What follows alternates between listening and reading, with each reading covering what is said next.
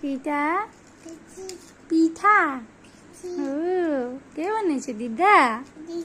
Tasty tasty হয়েছে? Tasty লাগছে? এই পিঠাটা কেউ চিনো? এটাকে কলা পিঠা বলে। কলা পিঠা কলা পাতার মধ্যে বানানো হয় আর কলা দিয়ে বানানো হয়, তার জন্য এটাকে কলা পিঠা বলা হয়।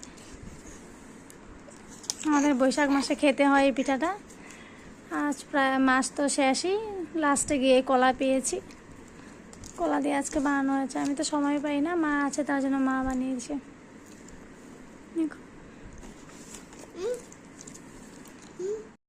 এই পিঠাটা বানানো অনেকই সহজ।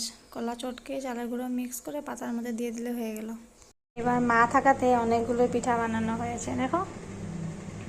নাহলে আমি যদি একা থাকি আমি ওই 10-12টা মতন পিঠা বানিয়ে জানতে নিয়মটা করে রাখি। আমাদের বৈশাখ মাসে পিঠে খেতে হয়। এবার মা থাকাতে মাকেও সব রেডি করে দিয়েছে, আমি যে ভাজছি। পুচকাকে নিয়ে সময় হয় না।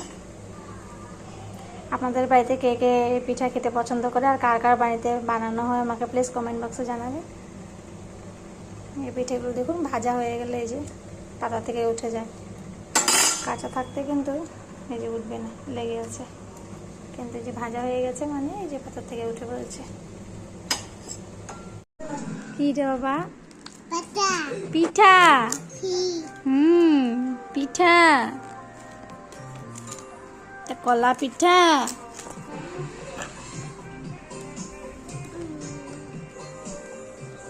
কলা পিঠা খাইছ? কিটা পিঠা।